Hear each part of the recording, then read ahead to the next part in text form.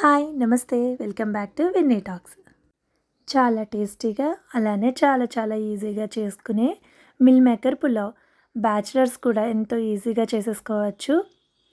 అది కూడా ఏ విధమైన కర్రీ అలాంటిది ఏమీ అవసరం లేకుండా ఉత్తి ఈ మిల్ మేకర్ పులావ్ రైతాతో ఈజీగా తినేయచ్చు. టేస్ట్ అయితే వేరే లెవెల్ ఉంటుంది. ముందుగా ప్రాసెస్లోకి వెళ్ళిపోదాం. 1 కప్ మీల్ మేకర్ తీసుకుని హాట్ వాటర్లో ఒక 10 మినిట్స్ అయితే సోక్ చేసుకోవాలి. తర్వాత వీటిని వాటర్ లేకుండా వేరే బౌల్లోకి తీసుకోవాలి.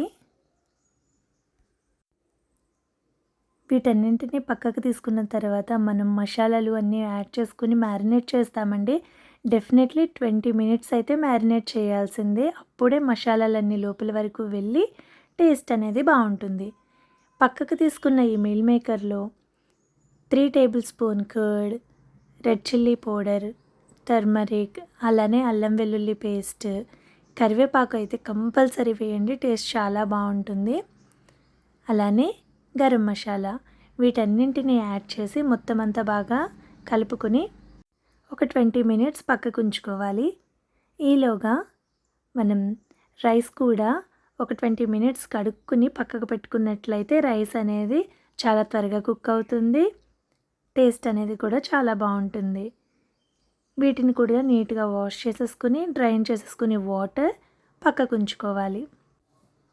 అన్నీ సిద్ధం చేసి పెట్టుకుంటే చాలా త్వరగా అయిపోతుందండి. మీరు కూడా డెఫినెట్గా అయితే ట్రై చేయండి.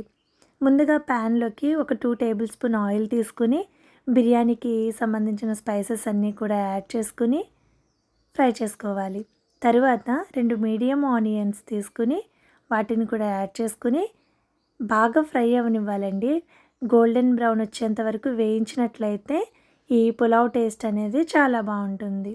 ఇలా గోల్డెన్ బ్రౌన్ కలర్ వచ్చిన తర్వాత ఒక లార్జ్ టొమాటోని స్లైసెస్గా కట్ చేసుకుని యాడ్ చేసుకుని సాఫ్ట్గా అయ్యేంత వరకు కుక్ చేసుకోవాలి.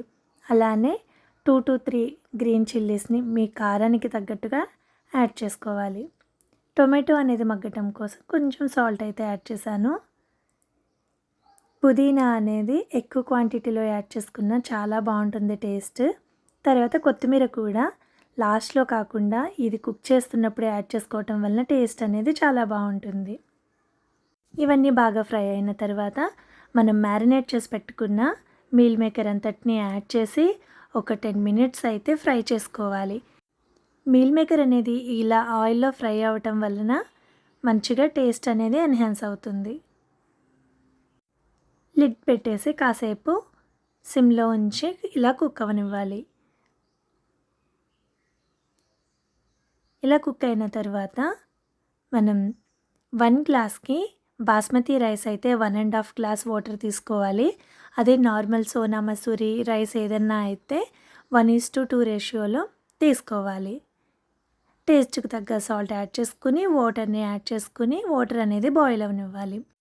వాటర్ బాయిల్ అయ్యే ముందు దీనిలో 1 టేబుల్ స్పూన్ బిర్యానీ మసాలా కూడా యాడ్ చేసుకోవాలి. నేనైతే ఇది ఇంట్లోనే ప్రిపేర్ చేశాను. టేస్ట్ అయితే చాలా బాగుంటుంది, మంచి ఫ్లేవర్ని ఇస్తుంది ఇది పులావ్కి.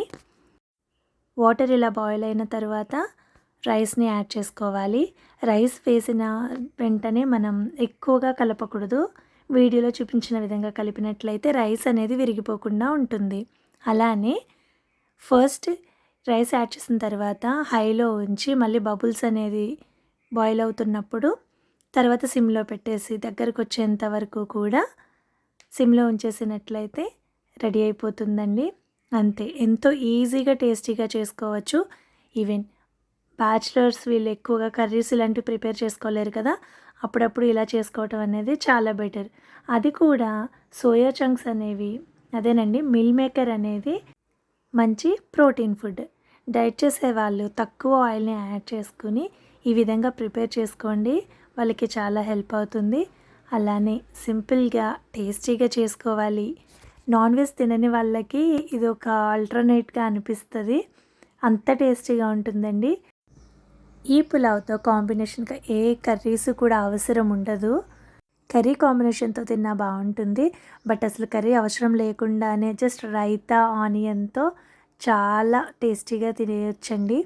మరి ఇంకెందుకు ఆలస్యం, ఈ టేస్టీగా ఉండే హెల్దీ మిల్ మేకర్ పులావ్ని మీరు కూడా ప్రిపేర్ చేసేసుకోండి. అలానే ఒకవేళ ఈ వీడియో మీకు నచ్చినట్లయితే లైక్ చేసి, షేర్ చేసి, కామెంట్ చేసేయండి. ఇలాంటి మరిన్ని వీడియోలు పోస్ట్ చేస్తూనే ఉంటా. Thank you so much.